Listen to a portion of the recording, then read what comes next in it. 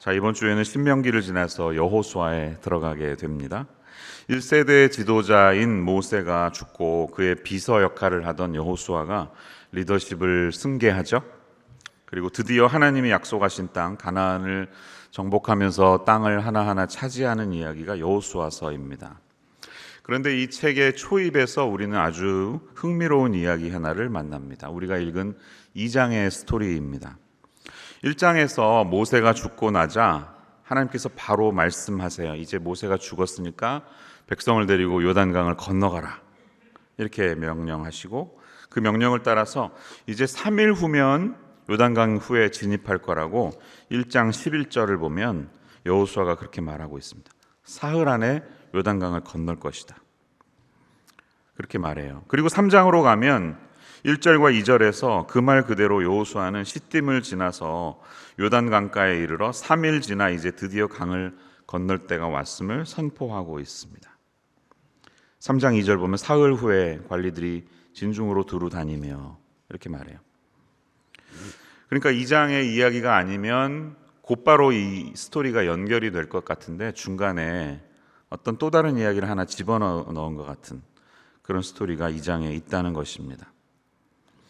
성경의 저자는 그 흐름을 조금 속도를 늦추어서 그 중간에 발생했던 은밀한 이야기 하나를 우리 독자들에게 소개하고 있습니다. 가나안 땅에 들어가는 첫 번째 관문이라고 할 수 있는 여리고 땅을 미리 정탐해서 정보를 얻어낼 정탐꾼 2명을 보낸 이야기죠. 그런데 이 이야기의 주인공은 2명의 정탐꾼이 아니라 그 성에 살고 있던 이방 여인 라합이었다는 사실을 길게 묘사하고 있습니다. 짧은 것도 아니고 굉장히 길게 24절이나 되는 스토리가 이 안에 있다는 것이죠. 왜 라합의 이야기가 이렇게 길게 등장하는 걸까요? 이 장은 구약에 등장하는 여인에 관한 이야기 중에서 가장 긴 이야기 중에 하나입니다. 구약에서는요. 신약에서는 사마리아의 여인이 예수님과 대화하는 내용이 굉장히 길게 나타나죠. 그에 반면에 구약에서는 라합의 이야기가 있습니다. 룻 그리고 아비가일의 이야기와 함께 가장 길게 등장하는 여인의 이야기라는 거예요. 라합에게 무슨 특별한 게 있었던 걸까요? 믿음의 전당이라고 할 수 있는 Hall of Fame, Hall of Faith라고 할 수 있는 히브리서 11장에는 우리가 잘 아는 유명한 신앙의 영웅들의 이야기가 있습니다. 그런데 놀라운 점은 아벨, 에녹, 노아, 아브라함 쭉쭉쭉 가다가요, 모세가 나왔으면 그 다음에 누가 나와야 될 것 같으세요? 모세 다음 여호수아가 나와야죠. 당연히 후계자니까. 그런데 놀랍게도 히브리서의 저자는 모세 이후에 여호수아 대신에 라합 이야기를 집어넣고 있습니다. 유심히 보신 적 있죠? 히브리서 11장 31절 한번 올려주시면 좋겠습니다. 믿음으로 기생 라합은 모세가 죽은 다음에 여호수아가 안 나오고 라합 이야기를 이렇게 하고 있다는 것이 좀 이상하지 않습니까?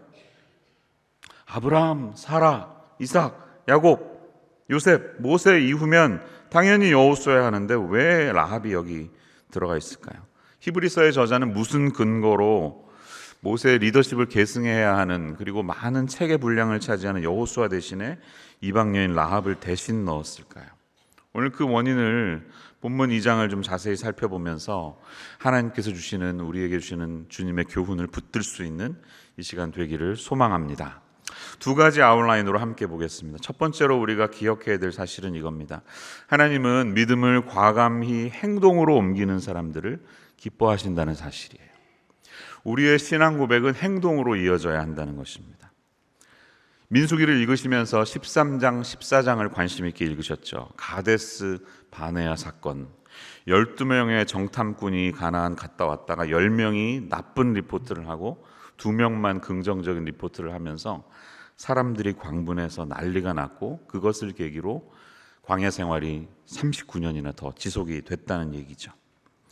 자, 여호수아는 그때 다녀왔던 사람 중에 하나였습니다. 12명의 팀 멤버 중에 하나였습니다. 이번에는 그 과거의 실수를 반복하지 않겠다는 심정인지 모르지만 이번에는 단 2명만을, 그것도 은밀하게 보내고 있습니다. 스파이처럼요. 그 내용이 2장 1절에서 7절까지 자세히 이어지고 있어요. 우리가 함께 읽진 않았지만 여러분들 잘 아시는 내용입니다.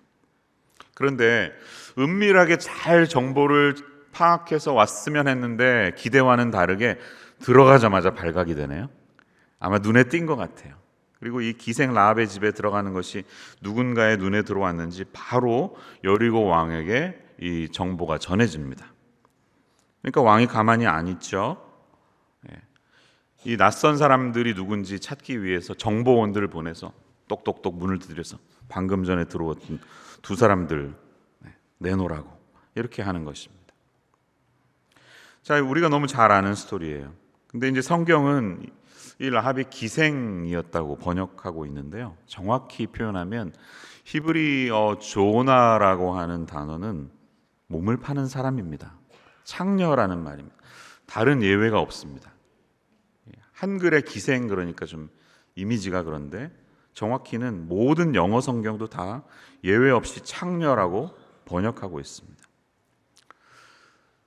여인숙을 겸하고 있었는지 모르지만 거기에 은밀히 유숙하러 들어갔던 그들은 초반부터 위기를 맞은 것이에요. 이제 라합이 간단하게 350일입니다. 이러면 끝나는 거예요.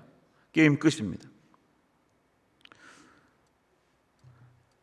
여리고성의 터전이 19세기 이후에 고고학적으로 의미 있는 발굴이 되면서 놀라운 반응이 있었습니다. 얼마나 이 여리고성이 견고했는지 전에는 몰랐는데 1800년대, 1900년대 오면서 여리고성이 무너졌던 터전이 발견이 되면서 사람들은 놀랐습니다. 야, 이런 것이 진짜 역사 가운데 있었구나. 그리고 굉장히 견고한 성이었구나라는 것을 알게 된 것이에요. 특별히 결정적인 발굴은 1930년에서 36년경에 존 가스트랭이라는 사람의 발굴이 아주 기념비적이었는데요. 그는 BC 약 1400년대로 추정되는 여러 일련의 무너진 성벽들의 잔해를 발굴해냈습니다. 그리고 당대의 자료들을 찾아보면 이 성이 얼마나 견고했던 이중성벽 시스템을 가지고 있었는지 보여주고 있습니다. 그래서 그런 발굴에 따라서 이렇게 여리고성 터전이 이랬을 것이다 라고 추정하고 있어요. 한번 지도를 보여주시면 좋겠습니다. 이렇게 이중적으로 구성이 되어 있었다는 것이에요. 근데 성경의 묘사처럼 이 라합이 살던 집은 이 바깥 성벽의 어느 끝자락에 위치했던, 말하자면 좀 소외된 자리였던 것 같아요. 거기에 어느 순간에 살고 있었다는 것입니다. 다음 화면 보시면 이런 식으로 성벽이 구성되어 있지 않았나 하고 예상하는 것이에요. 그 구석진 곳에 머물러 있던 이들이 라합의 그 도움으로 바로 체포되면 게임은 끝나버리는 것입니다. 이 양쪽 성벽의 높이, 그 길이가 약 25m 정도까지 되었다고 하고 성벽 한 군데에 말 3마리가 다닐 수 있는 그런 시스템이 있었다고 하니까 기동력도 그렇고 쉽게 들어가서 정복하지 못하는 상황입니다. 게임은 금방 끝날 수 있었습니다. 그런데 놀랍게도 라합은 이 낯선 적국의 스파이들을 보호해주고 있고요. 그뿐만 아니라 자기 집에 옥상이 평평했는데 거기서 3대를 말리고 있었던 곳에 숨겨주고 있습니다. 본문 6절에 나오는 3대는 뭐냐면요, 이 식물을 말려서 그걸 실로 만들면 3배로 쓰임 받는 것입니다. 우리 한국에서는 수의에 사용되는 옷들 있죠? 그것을 말합니다. 근데 이 식물은 보통 초봄 2월에서 3월에 수확을 한다고 합니다. 근데 3장에 가보면 요단강을 건너는 사건이 나오는데 물이 가득 올라와 있었다고 해요. 다시 말하면은 우기 그리고 눈이 녹는 한 2, 3월이었다는 것을 연결해 보면 성경의 기록이 정확히 맞다는 것을 알 수가 있어요. 초봄 시즌에 일어났던 일이라는 것이. 라합은 지혜롭게 이 정찰대를 따돌리기 위해서 간단히 이렇게 말하면 오긴 왔었습니다. 있었어요, 이 사람들. 네, 제가 들여보냈어요. 근데 나는 그냥 체크인만 했고 출신지도 모르는 사람들이라 받았을 뿐이고 해가 질 역쯤에 급하게 어디론가 도망갔습니다. 얼른 따라가 보세요. 이렇게 자연스럽게 거짓말하면서 위기를 모면하고 있습니다. 자, 이걸 생각해 보면 이 기생이었던 라합은 이적 행위를 하는 것을 통해 자기 자신도 큰 벌을 받을 수 있는 상황이 아니었습니까? 적대국의 부역자라는 죄로 자기 목숨까지도 어쩌면 위태로운 상황에 빠질 수 있었음을 알면서도 자신의 안위를 걸어가면서까지 기지를 발휘해서 이 정탐꾼들의 목숨을 보호해주고 있다는 사실이에요. 근데 그녀가 이렇게 할 수 있었던 이유가 무엇일까요? 가장 중요한 원인은 무엇일까요? 이 본문을 결론적으로 읽어보면 그는 이스라엘 백성들과 함께 하시는 하나님의 소문을 들었을 뿐만 아니라 그 하나님을 자신의 하나님으로 받아들이는 믿음의 고백이 있었기 때문입니다. 그녀는 신앙인이었다는 말이에요. 하나님을 믿는 신앙인이었기 때문에 이렇게 할 수 있었다는 것입니다. 그래서 9절에서 보면 이렇게 말하고 있지 않습니까? 말하되 여호와께서 이 땅을 너희에게 주신 줄을 내가 아노라 라고 말하고 있습니다. 당신들의 하나님 소식을 내가 다 들었다는 것입니다. 홍해를 건넜던 이야기, 그리고 요단강 동편에 있었던 이 두 왕 아모리족 속의 시온과 옥의 모든 사람들이 어떻게 전멸됐는지 다 들었다는 것입니다. 그리고 이 모든 소식을 듣고 우리 이 여리고 성에 있는 사람들도 사시넘을 떨듯이 두려워하면서 간담이 녹았다는 정탐꾼들에게는 제일 듣고 싶어 하던 그런 정보를 전해주고 있습니다. 그러면서 그는 지금까지 어떤 이방 족속도 하지 않았던 특별한 신앙의 고백을 11절에서 하고 있습니다. 너희의 하나님 여호와는 위로는 하늘에서도 아래는 땅에서도 하나님이시니라. 누가 가르쳐주지 않았어요. 그런데 아주 바른 정통의 신앙을 고백하는 것입니다. 무소부재의 하나님, 전지전능하신 하나님에 대한 고백이 아니겠습니까? 그는 어디서 이런 하나님에 대한 신앙을 가질 수 있었을까요? 세상에 교회가 있는 것도 아니고 찾아오는 전도자가 있었던 것도 아닌데 믿음을 가지고 있었다는 사람을 만나면 굉장히 우리가 놀라지 않습니까? 경이로운 소식들이 선교지에서 들려올 때가 있어요. 선교사님이 복음을 전하러 어떤 지역에 갔더니 아무것도 없는데, 교회도 없고 아무것도 없는데 이미 하나님에 관한 믿음을 갖고 있는 분들을 만날 때가 있다는 것이, 마치 당신이 오기를 기다렸다는 듯이 내가 사실 예수를 기다리고 있어, 예수님이 누군지 안다고, 누군가 나에게 이야기를 해주길 기다리고 있었다, 이런 분들의 이야기를 종종 듣습니다. 이것은 다 이해할 수 없는 하나님의 은혜가 곳곳에 미치고 있음을 우리가 깨닫기 때문입니다. 그런데요, 중요한 사실은 이것입니다. 하나님의 전적인 은혜로 놀랍게 복음에 관한 소식을 듣는 사람들은 세상에 많습니다. 그러나 그 복된 소식을 자신의 실존에까지 옮겨서 어쩌면 목숨까지도 걸어야 하는 이 도전적인 행동으로 그 믿음을 실천하는 사람은 세상에 많지 않습니다. 우리 한반도에 복음이 전해졌을 때도요, 놀랍게는 막 일주일 만에, 예수 믿은 지 일주일 만에 순교하고 이런 분들의 이야기들이 있지 않았습니까? 일제의 압박 속에서 정말로 젊은 크리스찬인데 어떻게 그렇게 순교할 수 있었을까? 우리는 놀라지 않습니까? 근데 오늘날은 왜 그런 일들이 특별히 우리가 살아가는 이 세상 속에서 일어나지 않고 있을까요? 왜 그럴까요? 개인 상담을 하거나 생명의 삶 수업을 하면서 우리 성도님들의 이야기들을 들어보면 자신의 신앙이 꾸준히 자라나지 않고 반복되는 죄악이나 실수로 자꾸 넘어지는 사실에 스스로 절망하는 분들의 이야기를 많이 듣습니다. 이것이 남의 이야기가 아닌 분들이 계시죠. 저 스스로도 사실 그 부분에서 나는 자신 있게 극복했다고 말씀드릴 수 없을 정도로 이러한 문제는 우리 모두의 이야기입니다. 유비적으로 말한다면 저와 여러분 모두는 여전히 민수기에 살고 있어요. 광야 생활의 방랑이 끝나지 않고 있어요. 앞으로 전진하지 못하고 그저 빙빙 돌고 있는 삶입니다. 민수기에서 반복되는 죄악과 실수 때문에 40년을 방황했던 것처럼 우리 역시 반복되는 죄를 짓고 실수하면서 그렇게 살아갑니다. 하지만 하나님은 이제 여호수아서를 통해서 우리에게 말씀하시는 거예요. 너는 내가 약속의 땅에 다시 들어가야 한다고 했던 말을 잊지 마라. 네 조상 아브라함이 오래전에 믿음의 발걸음으로 먼저 들어가서 살던 그 땅에 이제 네가 다시 들어가야 한다고.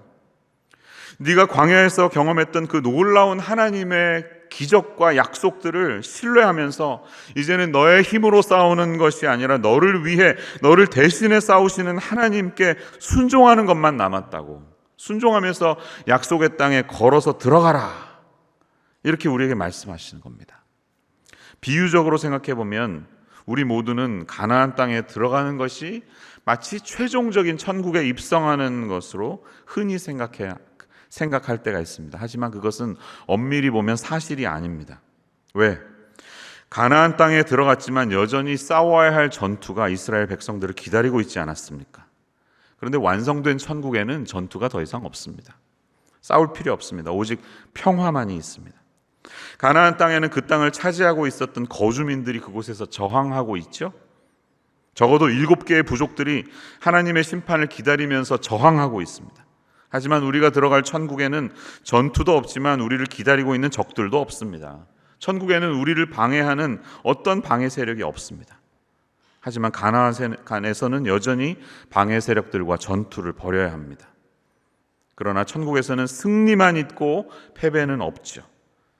천국에서는 여리고성의 승리만 있지 아이성 같은 패배는 없습니다. 가나안 땅은 그러니까 우리가 죽어서 들어갈 하나님의 나라를 상징하는 것이 아닙니다.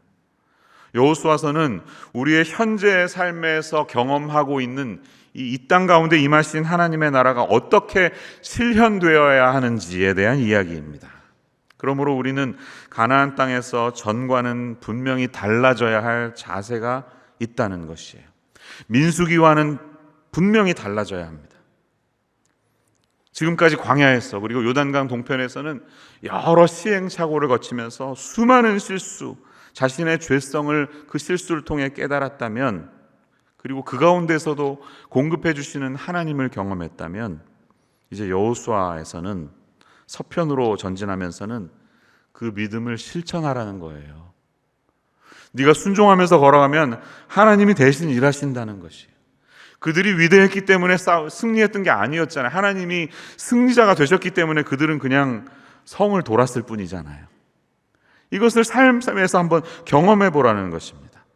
여호수아에서 이스라엘 백성들은 나의 힘과 나의 능력이 아니라 이미 하나님의 크신 위엄 앞에서 이미 사시나무 떨듯이 떨고 있는 그들 앞에서 그들이 스스로 하나님 앞에 무너지고 있는 것을 단지 바라만 보아라. 걸음만 걸으면 그것이 실천된다는 이 놀라운 간증을 경험해 보아라. 이렇게 하는 것입니다. 가나안에서 우리에게 요구하는 것은 단순한 순종과 실천의 발걸음뿐이라는 것입니다. 봄철에 눈이 녹아서 넘쳐나고 있는 요단강 물을 과감히 건너야 하는 그 한 발자국의 순종. 여리고성에 진입할 때 창을 들고 싸우는 게 아니라 예배 때 사용되는 양각 나팔을 불면서 찬양팀 데리고 찬양하면서 전투하는, 그저 매일 한 바퀴씩 도는 그런 순종, 그런 것들만 필요하다는 것입니다. 가나안 이야기는 죽고 나서 경험하는 천국에 대한 이야기가 아니라 지금 이 땅에서 우리가 경험해야 하는 하나님 나라에 대한 현실의 이야기입니다. 민수기가 실패했던 그리스도인들의 이야기라면 여호수아는 현세의 삶에서 승리하는 그리스도인들의 이야기라는 사실이에요. 저와 여러분에게 이 하나님께서 요구하는 것은 바로 이 현세의 삶에서 하나님의 크심을 신뢰하며 우리 삶 속에 경험되는 작은 일 하나에 순종하며 나아가는 삶인 줄 믿으시기를 축원합니다. 그런데 우리는 왜 이 알에서 행동으로 옮겨지는 삶의 실천에서 자주 실패하고 넘어지는 걸까요?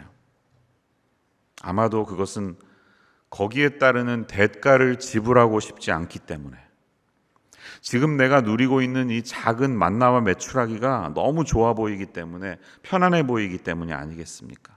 그것을 바꾸고 이 껍질을 깨고 알에서 나오는 것이 너무 힘들게 느껴지기 때문에 우리는 현재의 상태, 이 스테러스코어에 머무는 것을 너무 좋아합니다. 이런 우리에게 하나님은 라합의 이야기를 통해 오늘 도전하고 계시는 것이에요. 너의 주어진 현재 상태에 머물러 있지 말고 너의 믿음을 행동으로 옮겨라. 때로는 여리고성의 제일 구석진 곳에 위치한 성벽 위에 있었다고 했잖아요. 그 집이 그렇게 굉장히 미약해 보이고 힘이 없는 삶일 수도 있지만 그 자리를 통해 구원의 역사가 이루어진다는 사실이에요. 그들이 주고 갔던 붉은 줄 하나만 창문에 매달고 있으면 너희 집만 빼고 다 무너지는 역사가 일어난다는 것입니다. 그런 것들을 우리 확신 가운데 말씀하고 있는 것입니다. 그래서 하나님은 이스라엘 전체 민족사로 보면 아무런 주목도 받을 수 없는 가나안 어느 한 곳에서 창녀로 살아가고 있는 이 여인 라합의 삶을 예로 들어서 행동하는 믿음의 중요성에 대해서 강조하고 있는 것입니다. 야고보서 2장 25절도 행함이 없는 믿음은 죽은 것이라고 설명하면서 아브라함과 함께 그 다음에 라합을 예로 들고 있지 않습니까? 이 말씀을 같이 한번 읽어보겠습니다. 시작. 또 이와 같이 기생 라합이 사자들을 접대하여 다른 길로 나아가게 할 때 행함으로 의롭다 하심을 받은 것이 아니냐. 영혼 없는 몸이 죽은 것 같이 행함이 없는 믿음은 죽은 것이니라. 아멘. 오늘 이 말씀을 듣는 저와 여러분에게 이 광야 생활에 더 이상 머물러 있지 않고 약속의 땅을 향하여 순종하며 걸어가라고 도전하시는 하나님의 음성이 현실이 되기를 주님의 이름으로 축원합니다. 이 교회의 현실을 보면 그러나 참으로 아쉽게도 구원의 확신을 가지고 영생의 소망을 가진 사람들이 일상에서 주님을 믿지 않고 있는 넌 크리스천들과 크게 다르지 않고 있음을 봅니다. 별 차이가 없어요. 전도는 일상의 삶과 괴리되어 있는 종교적인 어떤 개념을 전하는 것처럼 되었고, 신앙의 훈련은 많이 받았지만 알고 보면 스스로에 대한 종교적인 이기심과 아집으로 가득한 성도들도 적지 않습니다. 그 결과로 세상을 변화시켜야 하는 기독교가 아무런 영향력을 주지 못하고 세상의 손가락질을 받고 있는 시대가 되었습니다. 2007년도에 리빌 발견이라고 하는 책이 출판된 적이 있었습니다. 그 당대에 가장 미국에서 영향력을 끼친다고 하는 윌로우 크릭 교회, 시카고 근교에 있는 교회에 어떤 조사팀이 약 1000개에 가까운 교회에 속한 교인들을 대상으로 3년 동안 설문조사를 하고요. 발표했던 보고서였습니다. 이 보고서는 성도들의 영적인 상태를 4가지 단계로 진단하고 결국 이 마지막 4단계에 머물고 있는 그 사람들이 어떻게 살고 있는지 했을 때 놀랍게도 전체 성도 중에 약 11%의 성도들만이 내가 하나님을 사랑하고 이웃을 사랑하며 그래도 많이 예수님 중심적으로 살아가고 있다는 고백을 발표했다는 것이에요. 그러면서 이들은 놀랐습니다. 그동안 윌로우 크릭 교회가 막대한 재정과 프로그램을 투자해서 우리가 성도들을 예수님의 제자로 빚어낸 것이 아니라 하나님과의 깊은 개인적인 교제와 묵상을 통해 이들이 진정으로 영적 성장을 이루어냈다는 고백을 발견하면서 우리가 실수했다. 이벤트에 많이 참여하면 성도들이 잘할 줄 알았다. 우리가 실패한 것이다. 이런 고백들이 당대 교회에 많은 충격이 되었습니다. 여러분, 만약에 병원에서 환자를 완치하는 그 확률이 11%라고 하면 그 병원 가시겠습니까? 대학교에서 졸업생들이 11%만 배출된다면 좋은 대학교일까요? 어떤 야구팀의 승률이 11%라면 1승 9패라면 그 야구팀은 훌륭한 팀일까요? 건축업자들이 겨우 11%의 건설 프로젝트만 마쳤다면 우리 교회는 이 현실적인 삶 속에서 어떻게 이 상황을 받아들여야 하겠습니까? 약속의 땅에 이제는 들어가서 하나님의 통치를 삶으로 살아내야 하는 우리에게 오늘 하나님이 주시는 도전이 있다는 것입니다. 이 도전을 믿음으로 받고 결단할 수 있는 이 아침 되시기를 간절히 축원합니다. 오늘 두 번째로 우리가 본문 속에서 기억해야 할 사실은 이것입니다. 하나님은 자신의 한계를 뛰어넘는 사람들을 기뻐하신다는 사실이에요. 왜 라합 이야기가 이 성경 앞부분에 주목되어 있었을까요? 하나님은 무슨 이야기를 하시려는 걸까요? 많은 설교자들의 설교를 이미 들으신 분들은 다 이미 결론이 있습니다. 결론은 뭐냐면 라합은 올라가면 예수님의 조상이었다는 거잖아요. 할머니 아주 오래전 할머니. 예수님의 조상입니다. 예수님은 마태복음 1장 족보에 들어갔던 5명의 여인 중에서 어머니 마리아 빼고 4명은요. 다말, 라합, 룻, 밧세바잖아요. 모두 다 이방인이었습니다. 라합도 이방인이잖아요. 가나안 사람. 근데 특별히 라합은 영광스럽게도 계산해 보면 다윗의 고조 할머니가 됩니다. 예수님의 조상이 되었다는 놀라운 사실이에요. 마태복음 1장 5절 6절을 한번 다시 볼까요? 한번 올려주십시오. 살몬과 나중에 결혼하는 거예요. 라합에게서 보아스를 낳고, 보아스는 룻에게서 오벳을 낳고, 오벳 이세가 다윗 왕을 낳았으니까 결국 다윗의 고조 할머니가 되는 것입니다. 그림을 보시면 마태복음 1장에서 쭉 예수님의 조상들을 14 이렇게 정리하면서 유독 여인들의 이야기는 딱 5번만 나오는데요. 우리가 본 것처럼 다말, 라합, 룻, 밧세바, 그리고 마리아 5명만 나옵니다. 다른 이야기는 없어요. 근데 5명 중에 4명이 다 이방인이었다는 사실을 강조하는 게 아니겠습니까? 그렇죠. 진지하게 생각해 보신 적 있죠. 그는 이방인이었습니다. 이것이 우리에게 주는 메시지가 무엇일까요? 예수님의 이 영광스러운 족보를 기억하면서 왜 마태는 굳이 이 이방 여인들의 이름을 여기에 특별히 기록을 했을까요? 강조하고 싶은 사실이 있다는 것이죠. 당사자들에게는 굉장히 영광스럽고 온전히 이해하기에는 과분한 사실입니다. 그런데 성경은 이 라합에 대해서 기록하면서 놓치지 않고, 그것도 한두 번도 아니고 여러 번 강조하는 포인트가 있는데요. 그것은 그녀의 직업이 기생, 다시 말하면 창녀였다는 것입니다. 아까 보았던 히브리서 11장도 야고보서 2장에도 기생이었다고 적고 있어요.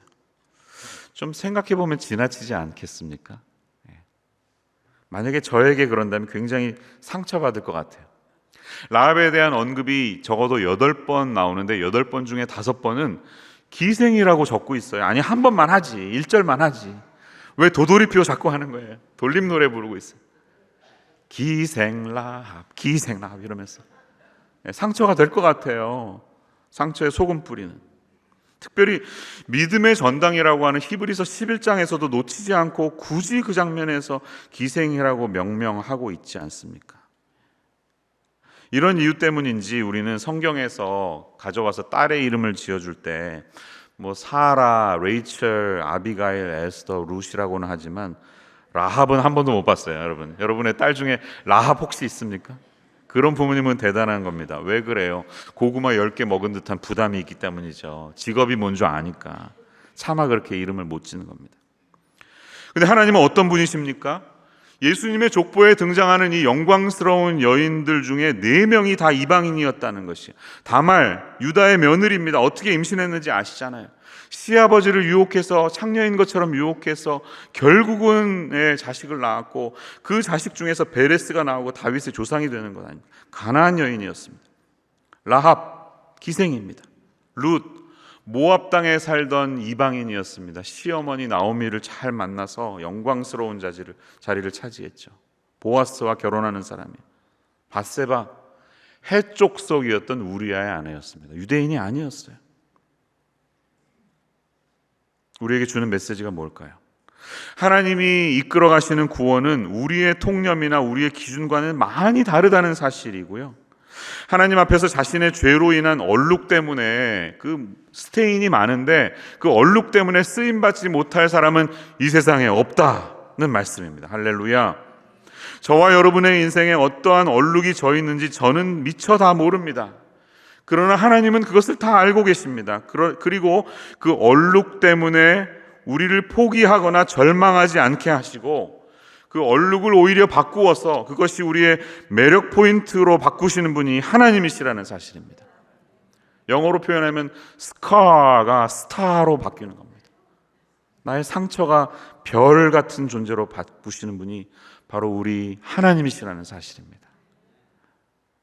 라합의 이야기는 우리에게 그 사실을 강력하게 선포하고 있는 것이, 예수님의 족보에 들어간 이 모든 이방 여인들이 지금도 살아서 우리에게 선포하고 있는 것입니다. 비록 내가 상처로 가득한 인생이었지만 주님은 나를 별과 같은 존재로 바꾸어서 예수님의 조상이 되게 하는 이 놀라운 영광을 주었다. 이런 고백이 지금 우리에게 선포되고 있는 것입니다. 지난 2016년 9월 미국의 공영 라디오 방송 NPR에서는 굉장히 아주 흥미로운 기사가 방송되었습니다. 그 기사의 제목은 From Trash to Triumph, The Recycled Orchestra라는 제목이었습니다.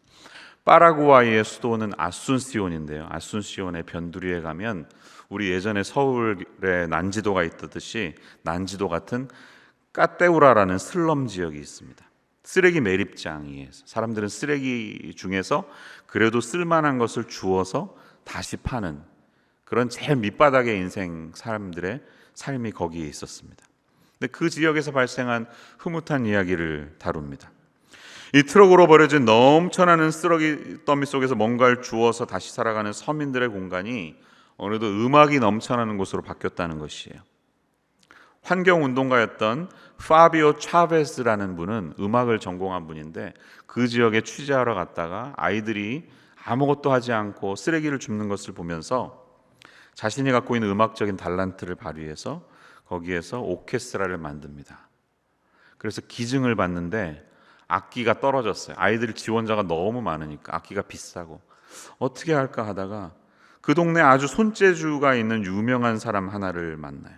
니콜라스 고메스라는 사람을 만나서 이 쓰레기, 버려져 있는 쓰레기들을 재활용해서 예를 들면 오일통을 개조해서 첼로를 만든다든지, 수도관에 사용되는 파이프를 막 깎고 녹이고 개조해서 플룻을 만든다든지 해서 리사이클드 오케스트라를 만들었다는 거죠. 악기값이 너무 비싸니까. 그 서민들에게는 자기네 집값 같은 것이니까 이 악기를 가르치고 부우는 아이들의 스토리가 전 세계적인 반향을 일으키게 된 것이에요. 그의 리더십으로 그 땅의 까테우라의 청소년들이 음악을 배우고 오케스트라를 연주하는 이들이 전 세계적으로 큰 반향을 일으켰습니다. 그리고 창단한 지 10년 뒤에 이들은 이제 스티비 원더나 메가데스 같은 유명 뮤지션뿐만 아니라 프란시스코 교황 앞에서도 연주하는 그런 영광을 누리게 되었다고 합니다. 이들이 연주하는 장면 한번 잠깐 같이 볼까요?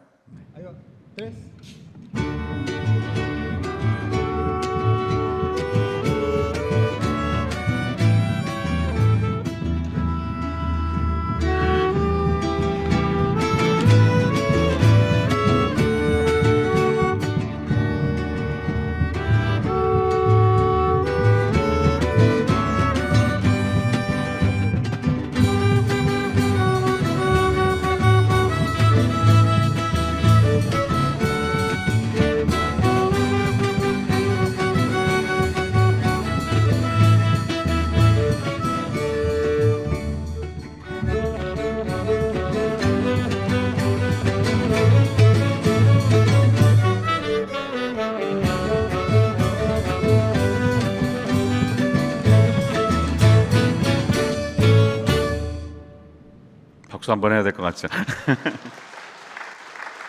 이 지휘자 차베즈는 이런 말을 남겼습니다. 세상은 우리에게 쓰레기를 보내지만 우리는 음악을 세상에 돌려보냅니다. 버려지는 쓰레기조차 희망의 눈으로 보면 집 한 채 값에 달하는 악기로 재생산되듯이 하나님 안에서 저와 여러분은 지금까지의 존재가 아닌 새로운 존재로 놀라운 가치를 담은 귀중한 존재가 되는 줄로 믿습니다. 라합이라고 하는 씻을 수 없는 과거의 전력을 가진 사람을 사용하셔서 그 이방인 중에서도 하나님의 구원을 이루어내는 귀한 그릇이 있음을 성경을 읽는 모든 독자들에게 알려주시는 하나님의 신실하심이 여기 있는 것입니다. 이 하나님의 구원을 향한 초청과 그분의 열정에 오늘 우리 있는 모습 그대로 나아갈 수 있는 저와 여러분의 삶이 되시기를 간절히 축원합니다. 기도하겠습니다. 사랑의 주님, 광야 생활의 방랑의 삶이 끝나게 하여 주시옵소서. 민수기에서 머무는 인생이 아니라 이제 여호수아의 자리에 가나안 땅에 들어가는 삶의 실천이 있게 도와 주시옵소서. 우리가 해야 할 일은 한 가지입니다. 겸손히 하나님의 뜻을 따라 작은 순종을 실천하는 것입니다. 여전히 우리와 싸워야 할 적들이 있고 저항 세력이 있지만 우리가 하나님 앞에서 순종할 때 어떠한 승리의 삶이 우리를 기다리고 있는지 여호수아서를 통해 보게 하시고 연약하고 보잘것없는 우리를 새롭게 하셔서 아름다운 음악을 만들어내시며 상처로 가득한 우리들이 별과 같은 존재로 빚어지게 하시는 하나님의 신실하심을 기억하며 주 앞에 나아가는 저희들 되게 하여 주옵소서. 예수님 이름으로 기도합니다.